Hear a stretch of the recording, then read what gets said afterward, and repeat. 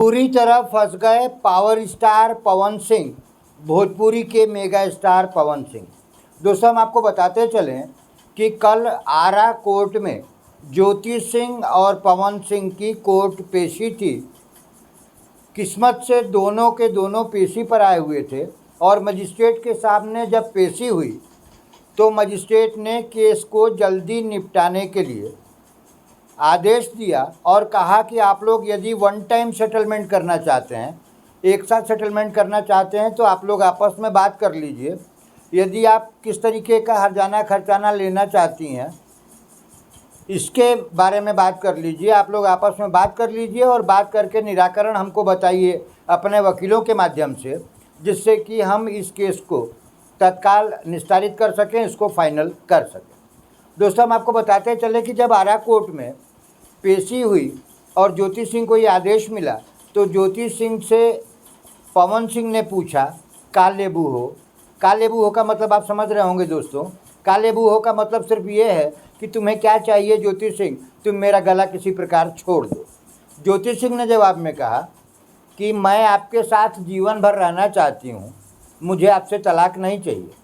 पवन सिंह हड़बड़ा गए दोस्तों, और पवन सिंह इसलिए हड़बड़ा गए कि फिर से वही मुसीबत उनके गले पड़ रही थी। पवन सिंह ने हाथ जोड़ लिए और कहा कि भाई ऐसा संभव नहीं है, हम आपको अपने साथ जीवन भर नहीं रह सकते, आप अपना खर्चा बताइए। खर्चा उन्होंने बताया कि ठीक है, यदि आप हमारे साथ नहीं रह सकते तो कम से कम 3.5 लाख रुपया महीना मैं जब तक जीवित रहूं मुझे चाहिए, और यदि आपको मंजूर हो तो मैं आपका साथ छोड़ने को तैयार हूं।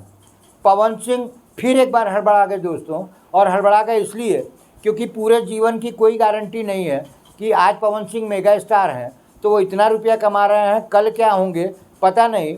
इस रिस्क को ध्यान में रखते हुए पवन सिंह ने इस बात से भी इनकार कर दिया कि वो 3.5 लाख रुपए महीने पूरे जीवन भर ज्योति सिंह को देते रहेंगे।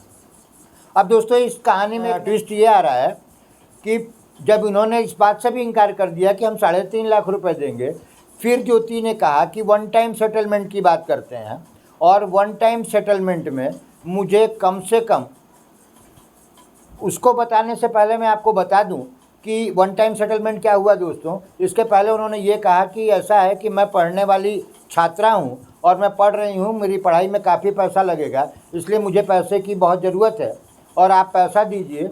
पवन सिंह ने वादा कर लिया कि ठीक है, आप अपनी पढ़ाई करिए और आप जिस शहर में भी पढ़ना चाहती हैं उस शहर में जब तक आप पढ़ाई करती रहेंगी आपको पढ़ाई का पूरा खर्चा पवन सिंह की ओर से मिलता रहेगा। इस बात पर भी ज्योति सिंह तैयार नहीं हुई दोस्तों। मैं आपसे कहना चाहूँगा कि स्त्री चरित्रस्य पुरुषस्य भाग्यम देवो न जानती कुतो मनुष्यम। स्त्री का चरित्र और पुरुष का भाग्य कौन जान सकता है दोस्तों, देवताओं के बस की बात नहीं है। पवन सिंह कौन सी चीज़ है। पवन सिंह को झटका लगा जब उन्होंने ये कहा कि मुझे आपसे पढ़ाई का खर्चा नहीं चाहिए, वन टाइम सेटलमेंट कर लीजिए। और वन टाइम सेटलमेंट ये कर लीजिए कि आप मुझे कम से कम 8 से 10 करोड़ रुपए एक बार में दे दीजिए, आप अपने घर सुखी, मैं अपने घर सुखी।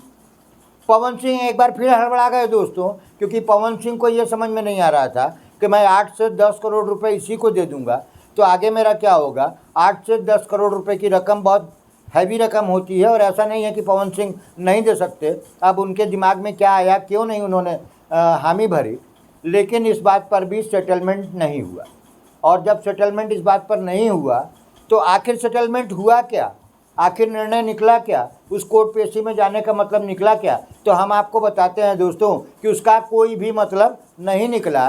पवन सिंह आए, ज्योति सिंह आई, कोर्ट में बहस हुई, मजिस्ट्रेट के सामने गए, मजिस्ट्रेट सामने सेटलमेंट करने का मौका दिया, लेकिन दोनों में किसी तरीके का सेटलमेंट नहीं हुआ। एक झटका पवन सिंह को जरूर लग गया, और झटका ये लगा कि जब पवन सिंह ने कहा कि मैं तुमको 8 से 10 करोड़ रुपए नहीं दे सकता, तो जज ने कहा कि भाई हमने सुना है कि आप 50 करोड़ रुपए का बंगला बनवा रहे हैं, तो आपको 8 से 10 करोड़ रुपए देने में क्या दिक्कत है। ऐसा है कि यदि आप नहीं दे सकते हैं तो मैं आपकी संपत्ति की जांच कराऊंगा। और हम आपको बताते चले दोस्तों कि पवन सिंह के ऊपर जांच बैठ गई है कि इनकी वास्तविक संपत्ति कितनी है, और किसी तरीके का कोई फैसला नहीं हुआ। दोनों आए और दोनों अपने अपने घर गए, और इस पूरे मामले पर आपकी क्या राय है दोस्तों, मुझे अपने कमेंट में ज़रूर बताइएगा। दोस्तों मैं हूं हरिओम श्रीवास्तव, वीडियो देखने के लिए आपका बहुत बहुत आभार, धन्यवाद।